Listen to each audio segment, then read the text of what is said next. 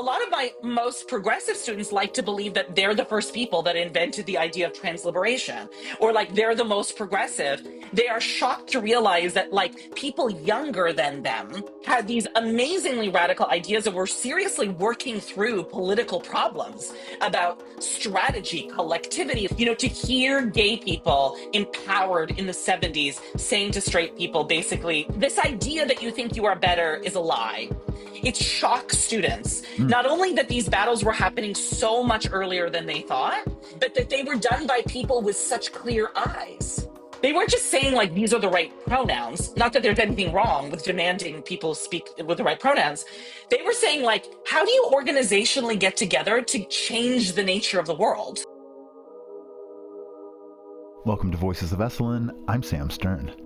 This week I'm joined by Ramzi Fawaz, award-winning queer cultural critic, author, and professor of English at the University of Wisconsin-Madison.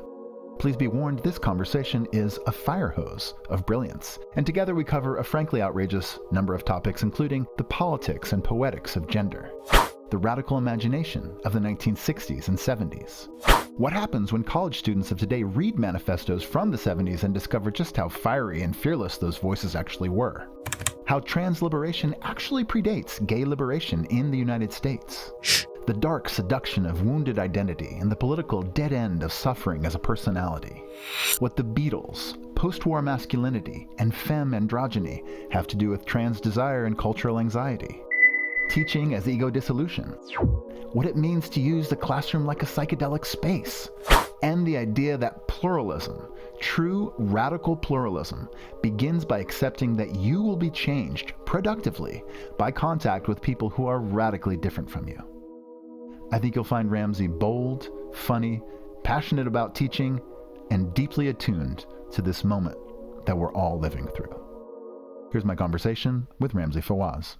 I'm like a queer intellectual weirdo, is how I like to describe myself.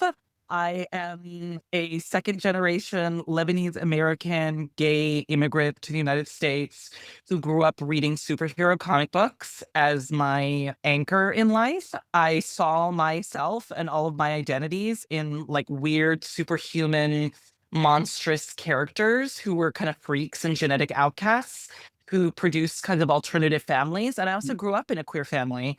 Shortly after we emigrated to the United States, my mom came out as a lesbian and met her ex-partner, who we grew up with. And so my mom came out as a lesbian, I came out as gay, my brother came out as gay, and then my dad got remarried and had 2 kids. And so I grew up in a very, very queer environment. And I saw that reflected in a variety of popular media that I fell in love with. I think of myself, little by little, I kind of grew to wanting to study that phenomenon, to say like, oh, like, why does popular culture function in this way? That it like, movies and comics and literature provide people these imaginary ways of seeing themselves, but perhaps not in the way you expected. Like superheroes didn't look anything like me.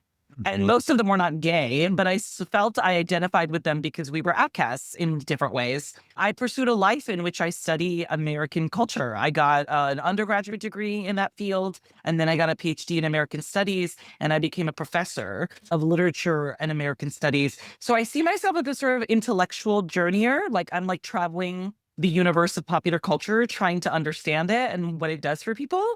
And that's where I've landed in my life. I've been able to make a career out of it, which is very, very beautiful. That is inspiring, too.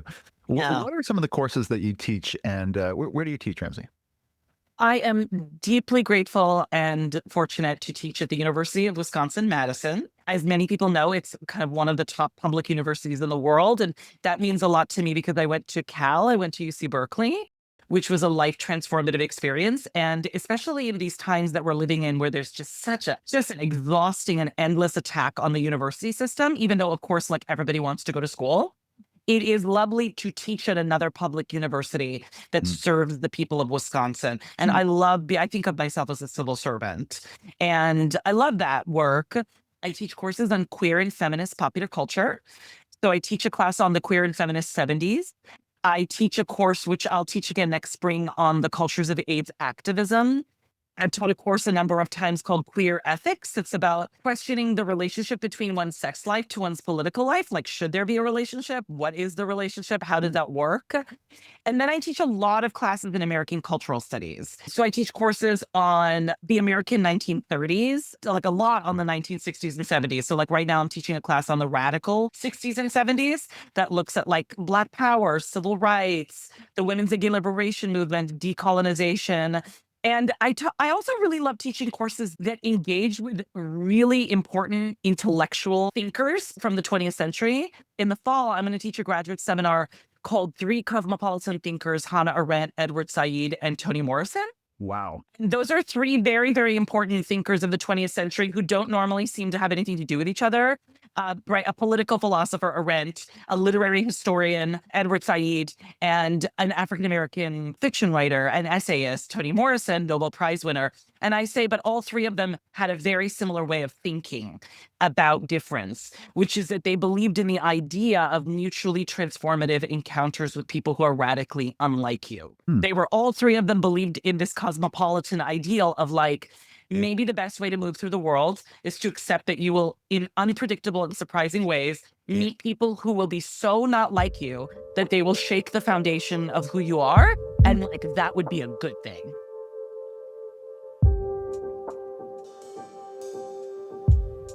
And that's very counter to the world we're living in now, right? Where people are extraordinarily protective of their being. It's easy to use examples like conservatives are, xenophobic or racist or transphobic, but people on the left also will say things like, I would never talk to somebody if they were a Trump supporter, or I would never, right? And so we're all doing that. We're all doing some form of protective project. And those three thinkers basically are like, why don't you just like stop, like drop the guard and accept that you live in a plural world with other people. Like Arendt famously says, sovereignty can never mean freedom because not one man, but men inhabit the earth. And like accepting that we live with others is freedom rather than saying, I'm going to do things on my own, which she says is a form of enslavement to the self. I wrote a book called Queer Forms that is about the intimate, imaginative, and political relationship between the movements for women's liberation and gay liberation in the 70s. Many historians have studied each of those movements. Many feminists and queer theorists study them. Very few, if any, people think about them together simultaneously, which is very odd because they were completely wrapped up in each other.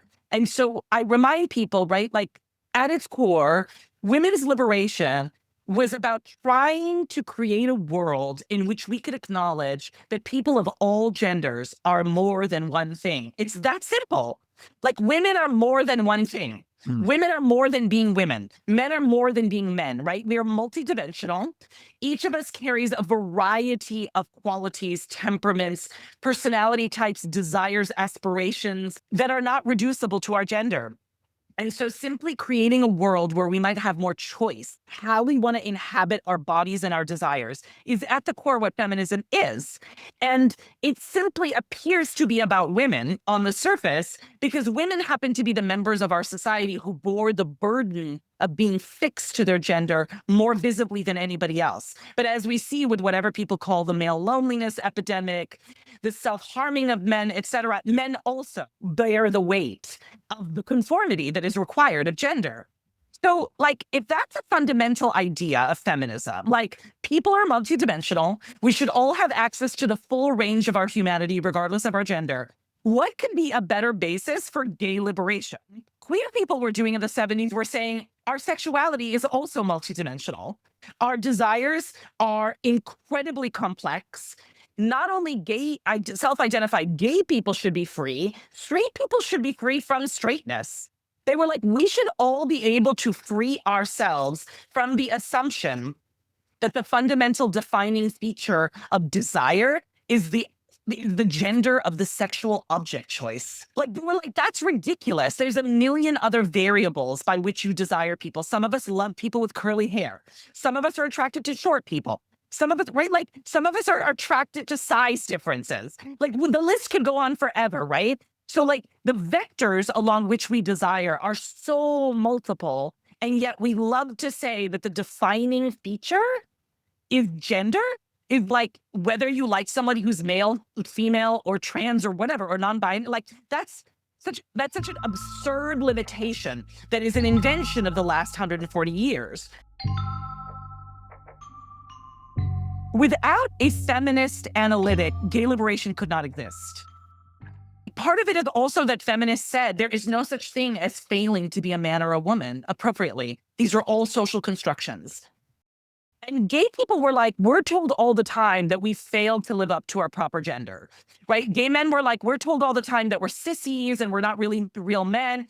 Lesbians are told that they're not real women. And so part of what they borrowed from feminism was the idea that there is no such thing as a real man or a real woman. Right. This is what Judith Butler will say famously many years later, the famous queer theorist. Gender is a copy for which there is no original. Gender is a copy for which there is no original. So what I remind my students all the time is like, if gender were totally natural, you would be born into the world and you would literally never have to do one thing ever again. You wouldn't have to straighten your hair or get makeup or go to the gym and build your muscles or whatever, you name it, because you just would be a man or a woman. The fact that we have to do so much elaborate work to structure and organize our gender expression means that we learned it by watching other people do it. And it's not natural. It's not given or essential. It's constructed by the society. That doesn't make it bad. It just makes it one choice out of many. And what gay liberation said is it's what's bad is not the existence of gender. It's the idea that there's a hierarchy of gender and some versions of it are better than others. What is the reaction to your students when they learn and read about the movements of the 1960s and 70s? So a few things happen when they read that material. First, they are astonished at how radical, imaginative, and aggressive that material is. When you read Martha Shelley's Gay is Good, a famous political document, when you read Carl Whitman's Refugees from America, which is called the Gay Manifesto, when you read the Scum Manifesto, when you read the Combahee River Collective Statement, the famous statement that introduces the notion of intersectionality, like in the 1970s, the incredible force of those works, how angry people are who are writing them, to hear gay people empowered in the 70s saying to straight people, basically, fuck off, right? Like this idea that you think you are better is a lie and get away from me, right? Like until you figure yourself out, stop meddling in my life. It shocks students. Not only that these battles were happening so much earlier than they thought, but that they were done by people with such clear eyes. A lot of my most progressive students like to believe that they're the first people that invented the idea of transliberation, or like they're the most progressive. They are shocked to realize that like people younger than them who were 18, 19, 20, 21 had these amazingly radical ideas and were seriously working through political problems about strategy, collectivity. They weren't just saying like, these are the right pronouns. Not that there's anything wrong with demanding people speak with the right pronouns. They were saying like, how do you organizationally get together to change the nature of the world? How do you negotiate conflict among queer people and women? How do you negotiate the fact that some of us are going to have sex with each other and then we're going to get mad at each other because of that? But we still have to wake up tomorrow and go to the march. They were dealing with everyday life and how it wraps itself into political transformation. Another is they are shocked to realize that the thinkers of that period are way less racist, transphobic, and sexist than they thought they were. A lot of the students today like to believe, again, that they've become so progressive around race, around transness, around all of this stuff, that like those people must have been so retrograde. And then they read some of that stuff and they're like, wow, some of it is misguided, but they're like really sophisticated. Like they're really working through serious political problems. Another is that a bunch of the lotions are activated in them. They are excited and thrilled by the discovery of political figures like Harvey Milk, and radical political, like discovering the Combahee River Collective or the Chicana feminist Gloria Anzaldúa. Like, they're just like, oh my God, I can't believe there's an entire repertoire of people that I wasn't familiar with. I showed the Times of Harvey Milk to my students and they were just like, I mean, these are supposed to be these progressives that they don't know anything about Harvey Milk. They've never heard of him. And I'm like, this is like gay 101, right? Like I taught Paris is Burning last week. That's still new to all my students. You're a queer person. You're just like, Paris is Burning, girl. Like I saw that when I was 12. But like, but it's still new to them. And I think it activates a series of emotions that include thrill and excitement, but also sadness and disappointment. They have been robbed of that education. So many of my students say, I took every AP American history class possible and nobody ever talked about the women's movement, except for suffrage, right? Nobody ever talked about gay liberation. Nobody ever talked about the AIDS epidemic. And then also an intriguing reaction is that many of them are very uncomfortable with the aggressive, confrontational nature of those texts because they all want to be kumbaya and they all really like want to love up on everybody. And they have a hard time remembering that love that we're capable of having for ourselves and other marginalized people often has to emerge out of like an aggressive claiming of self-worth, you know? And what they're uncomfortable with is the idea of seeing gay people and women talk to their oppressors the way those oppressors talk to them. Interesting. Right? Like when they read the STEM manifesto, which by the way, at the end of it is like, we should start killing men, right? But it's not a viable, it's not actually an actually viable call to action if you want to live in a non-violent world. But it's a fascinating concept. She's saying the way patriarchy operates is to control women through the threat of violence. So if we said to them that we would kill them, they'd probably leave us alone. It's a fascinating argument. You don't have to buy it. You know, but it's a fascinating argument. And she speaks about men in that document in such vile, depredating. She says that men are walking abortions, that they're basically like the chimp in a suit. She, like when she uses it's a very incendiary language. And students both think it's so sexy and also it offends them. And I'm like, it's supposed to offend you. She's talking about men the way men often talk about women. And I said, it disturbs us so much more when it comes from women because we just are not used to women speaking in that way. The field of queer studies, what we call queer studies, begins with just like the study of the history of gay people in art, culture, media, whatever.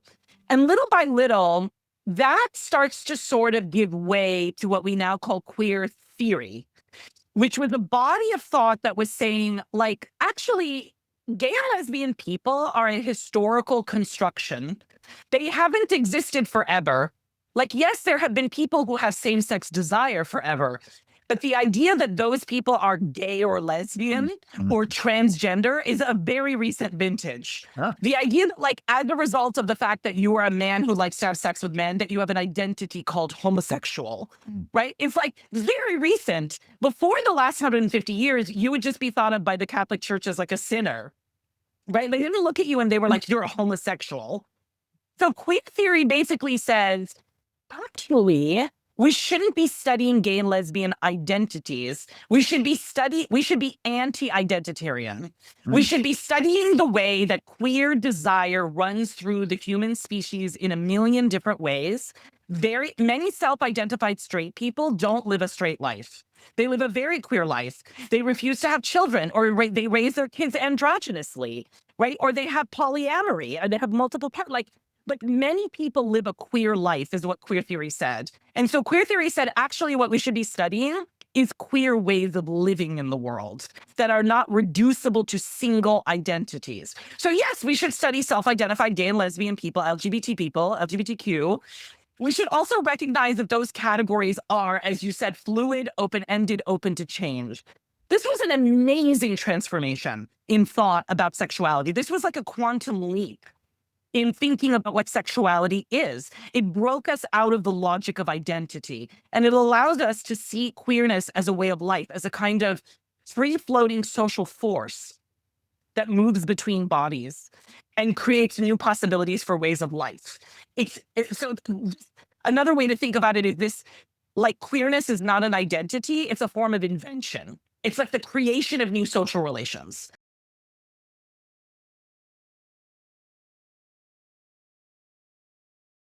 What struck me as I grew up in the field was that in the course of the field's development, a social justice discourse outside of academia developed that borrowed a bunch of ideas from queer theory in order to argue very vociferously for the importance of understanding gender and sexuality as fluid. This is like a view that gender and sexuality are ever changeable. They're open to complete resignification and reinvention.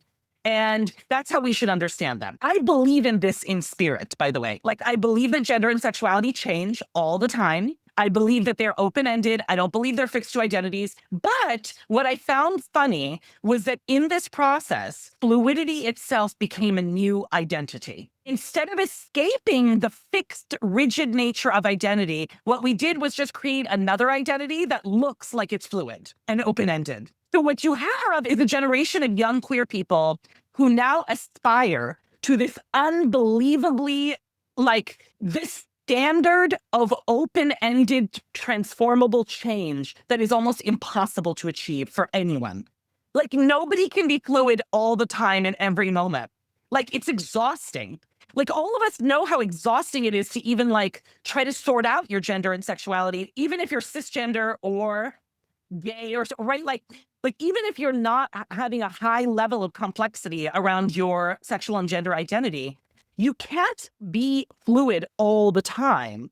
I also found it to be an unrealistic description of what being a gendered and sexual subject is.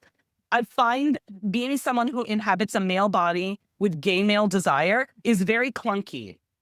It's like my desire does change, my body does change, but I'm often really slow on the uptake. And it takes me a while to catch up to my body's changes, whether I'm gaining weight or like my sex drive is low or I'm getting older and I'm more tired or whatever. Like, it takes time for me to inhabit a new way of being in my body. And so I suggest in my book, like, what if we actually understood gender and sexual identity not as either fluid or fixed, but as a form of shapeshifting, which seems to me like a greater, like a more accurate description of the fact that we take one form and then another and then another. And in between, we are working out what the next form is going to be. Some people might say this is just another description of fluidity. And that may be true, but it is not fluidity as its own identity or aspiration. It's merely a neutral description of a process.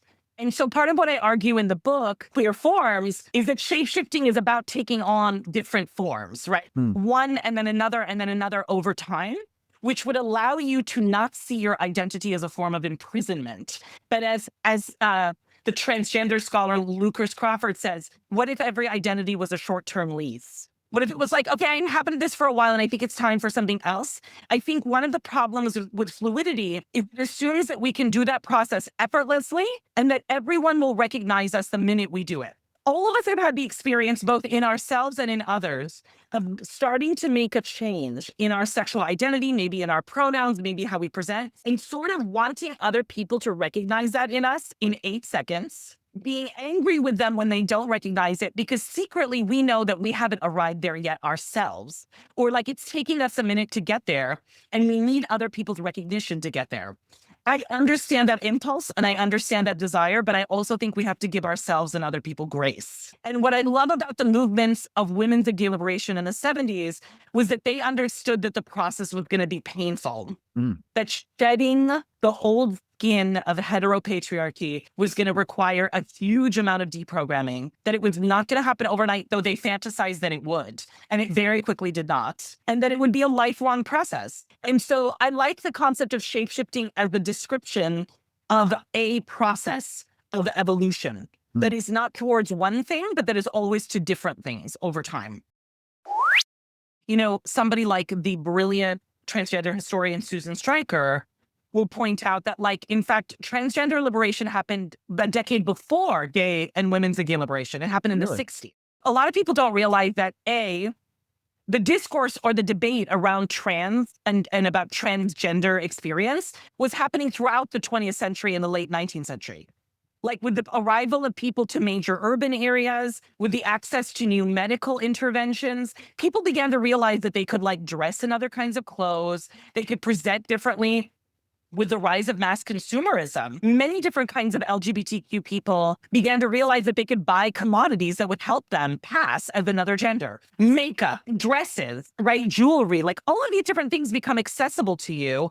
And also the fact that there is a growing amount of warfare globally in the modern era, where people can also dress up as another gender and exist among men, let's say, or in all women's spaces, right? So there's a long prehistory that Stryker and others narrate for the existence of trans people in the contemporary United States. Let's also remember that the existence of gender nonconforming people has been since the beginning of recorded history and of the species. People just didn't call themselves transgender, right? Like we would look back and say, oh, that person's trans or whatever, but like there's many versions of that. It's in the 60s that you start seeing that identity emerge as a political subjectivity. And it's not like random people here and there who are exploring inhabiting another gender. You have a group of people who began to see each other, find each other, and say, we are an oppressed political class. And the fact that that was happening before women's and gay liberation is shocking, right? Because we tend to think that like it's the women's liberation that sets up the possibility for this. But in fact, trans liberation happens the decade before. And part of the reason for that is because when people return from World War II, there is an explosion of new medical interventions for transforming the body. So it's after World War II that you get hormone replacement therapy. It's after World War II that you get extreme advances in prosthetics because people come from the war and people have lost legs and arms, et cetera. You get the advancement of sex reassignment surgery, which we now call gender affirming surgery, right? Like plastic surgery has exponential advances. And you will get people like Christine Jorgensen, one of the most famous stories of transgender transformation, a former male army or military personnel in World War II, who I believe, I could be wrong, I think went to Sweden or one of the Nordic countries, I could be wrong about where, Denmark, had a sex reassignment surgery and returned as a gorgeous blonde bombshell.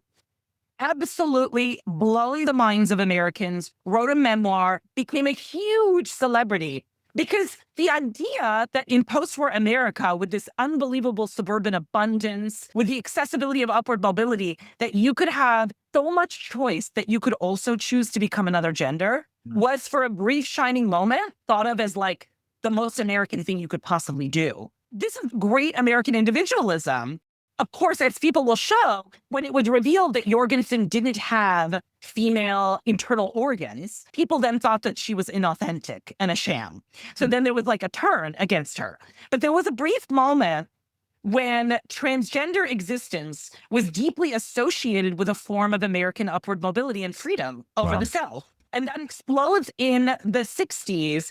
But what happens by the 70s is that there's a huge backlash against that movement. And trans people often don't know where they fit into the women's and gay liberation movement. There are places in those movements where they belong, and there are places where they're excluded. For instance, when members of the women's movement fought aggressively for the right of women to be multidimensional and many things, there were places where trans women were included because they were seen as people that were choosing to be women. And so they were part of the sisterhood. But in other places, like the Michigan Women's Music Festival, where cisgender women said, well, to feel safe, we want all cisgender women spaces, then trans women weren't included, right? So trans people found themselves in a weird relationship to women's and gay liberation where they were never fully included and never fully excluded all the time, right? And so, like, usually when you're not fully included, you mostly feel exclusion. There are a lot of places in which they existed in an ambivalent relationship to the movements. And let's add this. So I'm teaching a study abroad in London. I'm teaching a class on British popular culture. We did a day on the Beatles and Beatlemania. And part of what we talked about, we were studying this brilliant scholar named Susan Willis, who says, well, listen, like part of Beatlemania, the hysteria for the Beatles, was that in the wake of World War II, where Americans were seeing this absolutely awful form of toxic masculinity that comes out of World War II. All of these men who are broken by the war, who are raising baby boomer children in suburban houses, they're alcoholics, their wives are pill popping, everyone's depressed, symbol of like debonair, young, progressive masculinity is killed. And 6 months later, these 4 adorable androgynous boys from Liverpool come to the United States and they sing a bunch of songs about holding their girlfriend's hand, right? They are sweet. They are loving. They are vulnerable. They have titles of albums like Help. They're men who are saying, I need help. When they're like, I'm vulnerable. I can cry. And women freak out and they're obsessed with this. What's so interesting is that there was a way in which one could argue that the Beatles were like a precursor to trans experience because they were always moving back and forth between masculine and feminine identification. They had long hair, they were hippies, but they were also really boyish. And so this led us to a discussion in the class of like, why is everybody so threatened by transness today when in fact it's so desirable? And one of my students said, well, people are very, very intimidated at the idea that there are people who exist in the world who feel so much agency and control over themselves that they are willing to make the decision to change their gender. Like that's intimidating to many of us who feel uncomfortable in our genders but cannot say it. Many of us feel repressed. Not that we necessarily want to be trans, but we'd like to be more than just one thing. And trans people threaten that idea. And I added, I love that. And I would add, gender transitivity is very desirable, both emotionally and erotically. It's really sexy to see people so self-actualized. Even if you do not erotically desire trans people, there is like a social desire to see people self-actualize. And because we live in a homophobic and transphobic world, the idea of having any kind of desire for a trans body is terrifying to people. The incredible rates of violence towards trans women and trans women of color, especially sex workers, that's no surprise that in a world that tells you you're not allowed to desire this kind of body because it may say something about you, that you're queer or you're gay or you're whatever, you have tons of straight identified men who desire those women who are also terrified of their desire. So they both want to have sex with those women and they want to violate them and hurt them. The inability of the culture to accept that we also deeply desire trans people because they are also pleasurable to watch. Like they're people that are actualizing themselves. And I would say the third thing is the terror also comes from the simple fact that if you can change your gender, then it means that gender is socially constructed. Of course, people are terrified because men are like, oh my God, our power is illegitimate. Like our power, which is based on the simple fact that we have a certain bodily morphology, like your whole power is based on the fact that you have a penis. So patently absurd. And everybody sort of knows that secretly. And so the system has to be maintained through a series of violent forms of terrorism. But the idea that like if you step out of line, you could be killed. And so like trans people bear the burden of that so often because they are perceived of as the people that are capable of revealing most explicitly that it's all a sham. It's also very boring and rote and like we need to move on.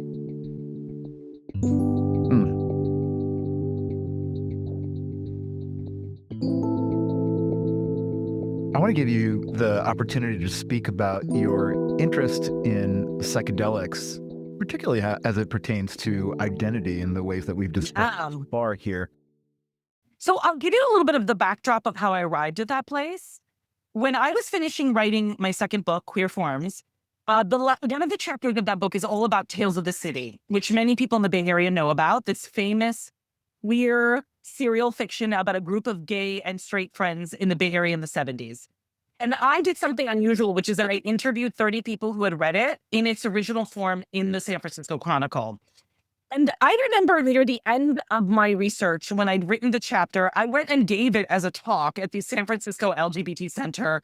And it was such a great audience. And it was a mix of like community members, academics, social activists. And in the Q&A, was like maybe a septuagenarian gay man, like in his 60s, who raised his hand and said, I love this. I love what you're doing. But I just want to remind you, because you didn't talk about drugs, which are all over Tales of the City, that like all of us who were part of women's and gay liberation in the 60s and 70s, we were like always on LSD.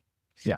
He was like, those drugs actually created the emotional opening to the possibility that gender and sexuality could be something different. And then, you watch the Coquettes documentary about the famous acid glam drag troupe in San Francisco. And all they talk about is the idea that like their idea about sexuality expanded because they were all on psychedelics. So it was like gay people had sex with, like gay men had sex with women, straight people had sex with gay people. Like it was just like, and that's also what happens in AIDS activism, right? Without all the drugs. But in AIDS activism, the energy of that movement led people to step out of their identity so that lesbians were having sex with gay men were having sex with straight women. Like it was just all over the place because there was political solidarity that was also erotic. That kernel of that idea started sinking into my mind. And I was like, oh, that's so fascinating. And what was happening, I was reading Michael Pollan's How to Change Your Mind. His summarization of all of the science about psychedelics, the fact that we were discovering that psychedelics interrupt what we call the default mode network, like that part of your brain that puts forward a coherent ego. So I'm reading that. And then I'm starting to watch people around me do psychedelic therapy. And I was just like, okay, something is going on here, right? Like this is a moment. And it's not just a psychedelic renaissance. Because the other thing I noticed was that so much of the contemporary popular culture I was watching, the Spider-Verse movies, Everything Everywhere All at Once, the TV show Undone, all of these different texts I was watching, they all seemed so psychedelic. I was like, we're having like a psychedelic moment. Where people are using this heightened, affective, emotionally overwhelming experience to talk about difference, to talk about escaping your own ego. And I was very fascinated by that. And the last component of my thinking was just watching how in the wake of Black Lives Matter, so much social justice discourse in the US became so incredibly negative and so focused on the idea of marginalized identity. So while those movements were so supposed to be about like, let's escape these constraining identities that are ruining our lives, they sort of ended up being like, let's drill down into everything that's awful about these identities, right? So at the same time that we were saying Black Lives Matter, which is such a necessary, important claim, all we could do is talk about Black death. And then there are like a few people who talk about Black joy, but we're sort of like, yeah, that's a great idea. But then we like focus on the death and destruction. So you're saying that a polarizing political narrative, it concretized the identities of... It concretized the thing we were supposed to get out of. Like we're supposed to be able to escape a version of Blackness that subjects us. We're supposed to be able to escape a version of gender that's constraining us. And instead, we were drilling down into everything that hurts about these identities. This is what the political theorist Wendy Brown calls wounded attachment, where you say like, I've been wounded by whatever, a white culture, a patriarchal culture. The wounding is awful. But also, I'm going to articulate my identity as a wounded person. And there's a paradox there, which is like, you do need to have your wound addressed, but also if all you can do is articulate your political identity through the injury, then you're never escaping it. You're replaying the very terms of the debate that has trapped you. By the way, if you think about it, the more and more that marginalized people in this country have claimed their injury, what is the response from the opposite camp? We're injured by your injury, right? Like so many people, right, who are perceived of as dominant, you might was white, straight male, are saying, I'm also injured too. Ultimately, while it's not equal and it's not fair, like if all we do is articulate ourselves through the narrative of injury, other people will say, well, you're ignoring my injury. There's another way of saying, actually, we've all been injured. We've been injured in different ways. What would it be like to articulate new political identities that are not from the position of being injured? What does solidarity look like beyond injury? That doesn't mean you have to ignore the reality that people are mistreated, that we need to deal with woundedness, but that woundedness wouldn't be the frame in which we always talk about these issues. And are you proposing that the psychedelic experience or experiences akin to the psychedelic experience aid in an extension of identity? Yes. I kept thinking like, okay, people on psychedelic study, they're trying to use these drugs to get people to release their ego attachments and to heal forms of collective immiseration, like anxiety, depression, etc. Social justice warriors are trying to use their politics to ameliorate the harm of marginalized people. And I'm like, the problem is while those missions are so wonderful, each of them cannot accomplish the thing they want because they're overly attached to the image of the suffering person. Psychedelics cannot think about anyone unless they are anxious, depressed, and have complex PTSD. Whereas there are millions of people who struggle with everyday psychological issues who also benefit hugely from psychedelics simply because of the world-opening experience they offer, right? And people who are doing social justice work are entrapping themselves back in the most painful versions of those identities that we're trying to escape. And my question was like, is there a way that the radical spirit of inventive exploration of identities that happened in the 60s and 70s could be brought to bear on this psychedelic renaissance moment? And could it be that popular culture has already been figuring this out long before any of us did? Could it be that movies like Everything Everywhere All at Once, the Spider-Verse movies, could it be that all of these texts are using a psychedelic visual form in order to try to get us to get out of our own head, to be like, get out of your own ego? So to be clear, I do not believe that psychedelics will create world peace or will solve all forms of immiseration. I actually argue that if we cannot abstract psychedelic experience from the drug-taking experience, it's going to fail very quickly. You make an analogy to teaching. You say that teaching is at its best kind of like a psychedelic trip, and that it may dissolve the ego, it can bend perception. When you're teaching in this manner, what's the first thing you try to disorganize in your students' minds? Oh, what a beautiful quote. Oh my God, I love that. The first thing I try to disorganize in students' mind is the idea that their primary relationship to anything they read is about themselves. I'm like, when you read something, it is about the encounter with another mind. And that mind is not immediately concerned with you or your self-perceptions. That mind existed in a world all its own with its own insecurities and problems. Somebody produced this work of literature or this movie with a set of obsessions that were unique to them. Then they released it into the world and now it's colliding with you. And the question is not, do you relate to it? Do you like it? Any of those things are also their own questions. It's like, what does it do to you? Yeah. Like, how does it impact your body? Because one of the things I point out is like, reading a novel is not the same thing as ingesting a drug, right? But where the two are very similar is that when you ingest a psychedelic, it activates serotonin receptors in your brain, which produce new neural pathways, right? Like it activates electrical signals in your brain in new ways. Well, what do you think you're doing when you're reading a novel? Your brain is processing the words by activating electrical signals to produce representations of that thing in your brain. Like this is kind of like a big mindfuck about cognitive science. Like your brain is not a movie theater. It's not like when you read about a tree in a book, let's say you're reading The Overstory by Richard Powers. You're not like, isn't an image of a tree being projected on a camera in your brain.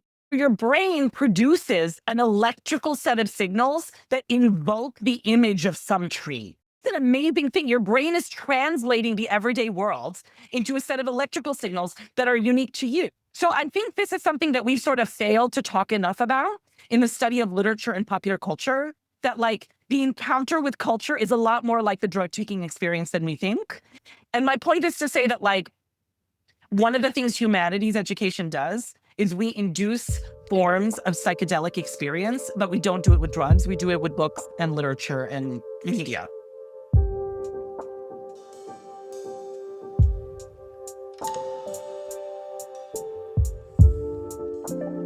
Ramzi, you'll be teaching at Esalen from June 23rd to June 27th this summer, and your course is Thinking Like a Multiverse, Embracing a Diverse World. Love to hear a little bit about that. Yeah, I'm so delighted to be able to offer this course. In a way, it's all of the ideas we've been talking about put in a practical, everyday way. The course is really about asking this question. If we're living in a world that has become more and more xenophobic, what are some tools that we could use to be more open, loving, generous, and keyed into real human differences? Like, what does it mean to look at radical difference, to encounter people who do not share your temperament, your personality, your politics, your race, whatever, and to say, oh, I can actually figure out what is going on here, right? Like I can be open to this possibility. What I see as a big piece of your work is this ability to encourage folks to imagine others' subjectivity. I also want to push people to think beyond race, class, gender, sexuality, and ability. These are not the only or most important or most ordinate differences that exist in the human species. There are millions of other fine-grained differences. Some of us are quiet. Some of us are loud. Some of us are shy, right? Like some of us are intense. Some of us run away from intensity, like temperament, spiritual worldview, like so many other forms of difference that we often discount and ignore. And I want people to leave the seminar feeling equipped with a variety of new frameworks or perspectives for encountering difference in a curious, excited, open-ended way, and to also acknowledge that they may be more different from themselves than they thought. That maybe internal to you, like you are not self-same. You're a bundle of contradictions. And what does it look like to acknowledge that and to live with it rather than trying to resolve it? So over the course of 5 days, what we'll do is we'll do like little short readings and we'll watch movies that use different frameworks for thinking about diversity from the humanities. We're going to look at something called mestiza consciousness, which is a Chicana feminist point of view that argues for the value of thinking of ourselves as people that always live on the borderlands. That says, like, what can we learn from people who are mixed race or mixed gender or who speak multiple languages? People who live between cultures, like they have a lot to teach us about difference. We will do a day on radical democracy and cosmopolitanism, like the idea of taking in multiple perspectives to make collective decisions. And then we'll practice that. Like we'll do it together. We'll make decisions about something, right? We're going to do a day on psychedelic thinking. And we're going to do a day on indigenous cosmologies or worldviews, right? Like the indigenous or Native American notion that we live in a reciprocal relationship to planet Earth. And that means we have to negotiate radical otherness with plants, with animals, with other organisms that are nothing like us, that are literally shaped differently. And so by the end of the week, I want people not only to have read a variety of really fascinating things, but to have actually put those things in practice. So like, I'll give a random example. Like when we study the idea of living on the borderlands, I'm going to say like, what if you went out into the Esalen campus and found a way to materialize the experience of living between a border, like in your body? Well, one thing you could do is to dive into the cold plunge. Like you could literally actually put your body in a state between temperatures. What would it look like to try to materialize some of these ideas in your everyday life, to encounter radical difference, to go sit and look at a flower for an hour on the Esalen campus and be like, what does it take for a human to interact with this thing without killing it? So I want to take some really cool humanist ideas about diversity and bring them down to earth. Something I'm doing that's a little bit different is like a lot of people come to SM classes, they don't want to do reading, let's say, or whatever. I'm trying to introduce like a little of that aspect of what it's like to go to college in a very bite-sized way, in a fun, playful way that's energetic, to give people like the opportunity to experience a little sliver of that, but in the everyday experience of Esalen. Ramzi, can't wait to see you this summer.